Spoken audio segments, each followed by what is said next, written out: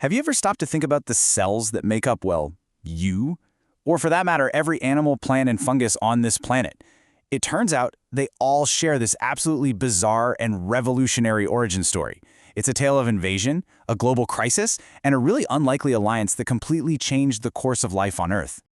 You know, every single one of our complex eukaryotic cells has these tiny little organelles inside that were once totally free-living bacteria. I mean, we are, in a very real sense, walking, talking ecosystems. So today, we're going to unpack the evidence for this incredible merger, the birth of the complex cell as we know it. All right, to really get a grip on this, we have to go way back. I mean, back to the very beginning of life on Earth. Back to a planet that would have been completely alien and, honestly, deadly to us. And we are talking about a massive timescale here. The Earth is about 4.6 billion years old. And for the first couple billion of those years, the stage for life was being set in an environment that was just fundamentally different from anything we see today. So the key thing to picture is the atmosphere. There was zero free oxygen to breathe. Instead, the air was this toxic, reducing soup of methane, ammonia, and hydrogen sulfide. Temperatures were scorching, way above boiling. The planet was getting blasted with unfiltered UV radiation, and volcanoes were going off all the time. This was the world where life first got started. Okay, so the early Earth was an anoxic, anaerobic world. What changed? Well, the answer is a biological innovation that triggered the single biggest transformation in our planet's entire history. And the crucial development was this. A group of bacteria, the cyanobacteria, figured out a new kind of photosynthesis. Instead of using stuff like hydrogen sulfide, they started using water. And in doing that, they released a waste product, a highly reactive gas called free oxygen. For the very first time, O2 started to build up in the atmosphere, and that changed the planet's chemistry forever. And this is the real double-edged sword of oxygen. For all the life that already existed, all the anaerobes, it was a complete disaster. Oxygen was basically a corrosive poison that led to a mass extinction. But for any organism that could adapt, it was a miracle. Aerobic respiration, using oxygen to burn fuel, unlocks way more energy from food. Plus, that oxygen up in the atmosphere formed the ozone layer, shielding the surface from deadly UV and allowing life to finally crawl out of the deep water and colonize the whole planet. So it's in this brand new, oxygen-rich world that we see something totally new appear on the scene, the eukaryote. A cell that's bigger, way more complex, with all its genetic material tucked away neatly in a nucleus. The big question is, where did it come from? Right, so when we classify all life on Earth, we basically sort it into three big domains. You've got the eubacteria, which are most of the bacteria we're familiar with. You've got the archaea, a lot of which are extremophiles living in crazy environments. And then there's us, the eukarya. That's all animals, plants, fungi, and protists. But here's the thing. Eukarya are weird. We're like a mosaic of traits from the other two domains. For instance, just like the archaea, our cells don't have that peptidoglycan wall you find in eubacteria. But then, look at our membrane lipids. They're ester-linked, just like eubacteria. Archaea use this totally different, more stable ether-linked chemistry, which helps them in extreme environments. This biochemical mix and match is a massive clue about our chimeric origins. And all this evidence points to a really mind-blowing conclusion. The eukaryotic cell didn't just evolve from one of the other lines. Nope.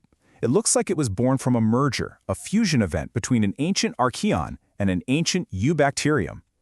Our lineage isn't a simple branch on the tree of life. It's two branches that literally grew into one. So how on earth could a radical merger like that actually happen?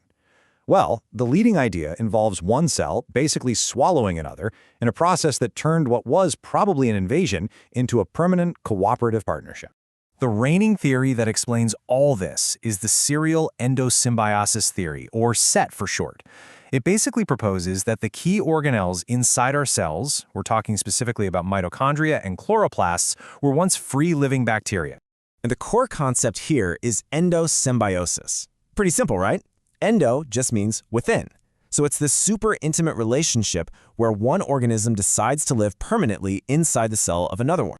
And we can actually see modern versions of this process. Take Rickettsia, the bacterium you see in this micrograph.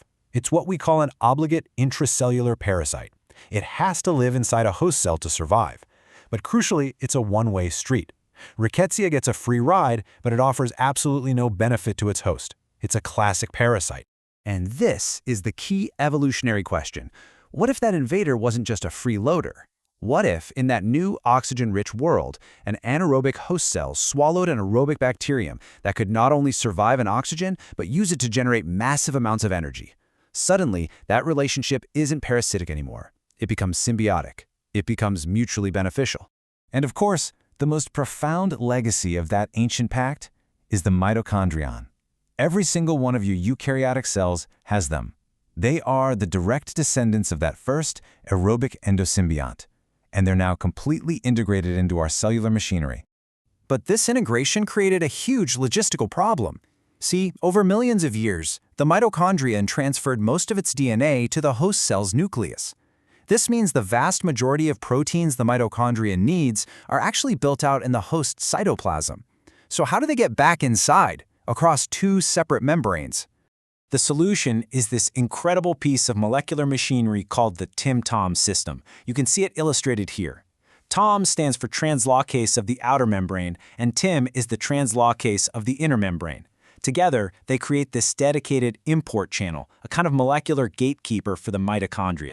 So let's quickly walk through how it works. First, chaperone proteins out in the cytosol grab the new protein and bring it to the TOM complex. Second, TOM threads that protein across the outer membrane. Third, the TIM complex grabs it and pulls it across the inner membrane, right into the mitochondrial matrix.